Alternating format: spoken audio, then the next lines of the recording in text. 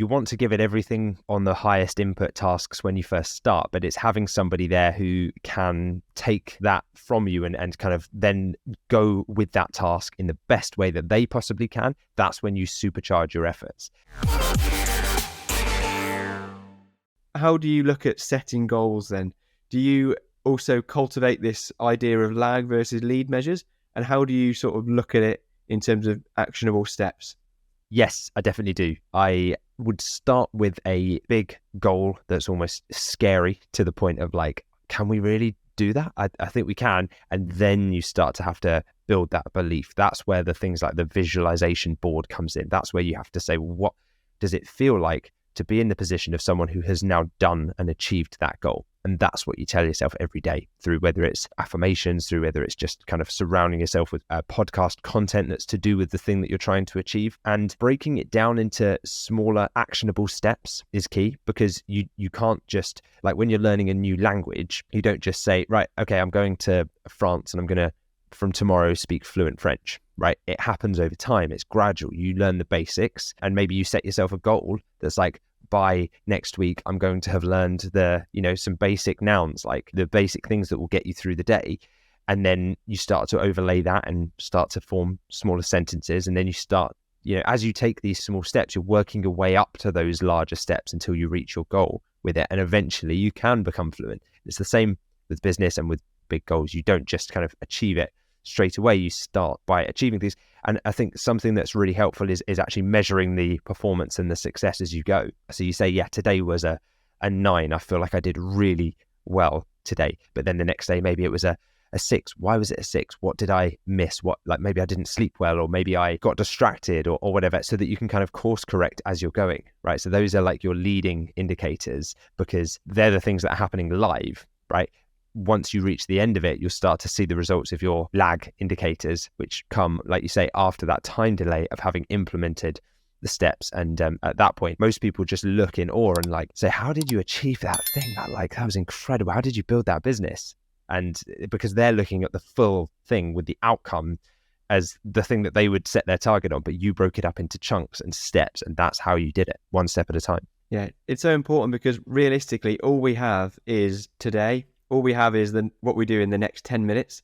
So if you can really break it down into those small actionable steps, so you know what you can do that's the most effective use of your time in the next 10 minutes, that's how we get to those big, audacious goals that we've got. There's no point thinking about that massive goal from day one, because you can't expect to get there straight away. So if you can break it right down into what can you do for the next 10 minutes, that's when you're onto a winner, because you can really start to make progress towards your goals. So I think a big challenge for me when I first started, and often for new entrepreneurs, is time management, and how can we get the most out of the time we spend. So what are some effective time management tactics that you've come across and that you use to grow your businesses? Well, the link that we've put below with the Asana guide would be helpful for this one to have a read through, to figure out one that resonates well with you, because I think it will be different for different people. One thing, I didn't know it was called this, but it is a technique that I've used in the past, is the Pomodoro technique, which again, found out in the research for this episode. And it's where you start by picking a task and then setting a 25-minute timer. And then you work on your task until that time is up. Then you take a 5-minute break.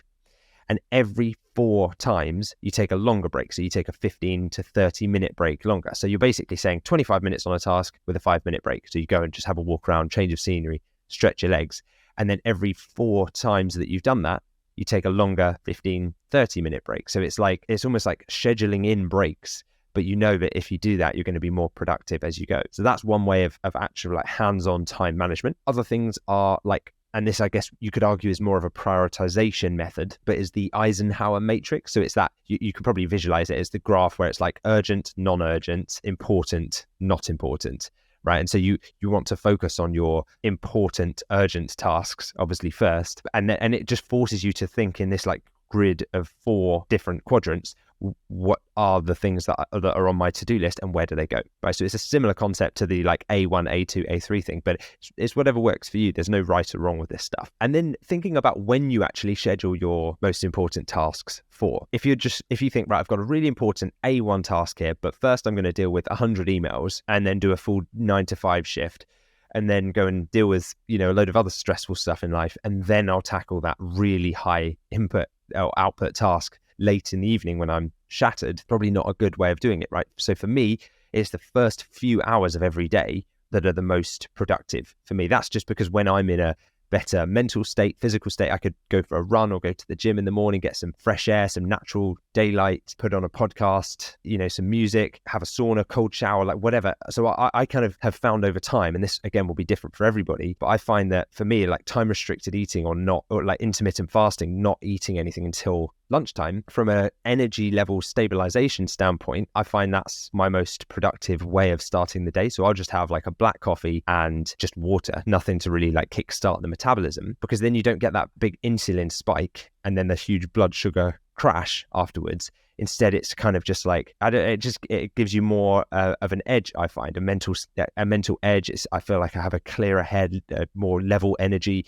Don't get that post-food like digestive lull. And it's a bit weird at first because people are like, what, you don't have breakfast? You don't eat anything until lunch? But I know a lot of entrepreneurs that don't eat anything until like the evening. And then they get all of their like caloric intake for the day in kind of like a short time window. So this is becoming more and more popular and well known now. I don't think it's quite so weird. But yeah, I found that in the last few years, that's something that's allowed me to get a lot more done in the start of the day because there's just one less distraction, right? Yeah, really interesting tactic that you've used now. And I have heard it becoming more and more popular in terms of the intermittent fasting idea. I guess we put all these strategies in place so that we can be as effective as possible. But there's just some tasks, would you agree, that we shouldn't be doing or we shouldn't be using our most productive hours to do? I guess in some cases, we'd probably look to actually hand over those tasks to other people. Yeah, exactly. You want to give it everything on the highest input tasks when you first start, but it's having somebody there who can take that from you and kind of then go with that task in the best way that they possibly can. That's when you supercharge your efforts. It's like when I was at school, I was I remember we had like a house relay team right in our school, and individually we were all quite fast runners, but we maybe weren't the fastest, but we could really go for the first 15 seconds of a sprint, right? So the way in a relay team, obviously that's great because you can give your all right up until the point where you're handing over the baton to the next person. And at that point they go from their 0 to 100 and they give it everything they have for however long they're running for, then they hand it over. And so as a team, we accomplished way more than any other team because we were each focusing on giving our all for our part and then handing it over when we got there. Obviously, that's the concept of a relay. But if you can apply the same thing in business where you're like, I'll do everything I possibly can to get this to the point where you can then do everything you possibly can with it as well. So creating the SOPs, giving them templates, not cutting any corners in that initial process creation and delegation will really set your team up for success.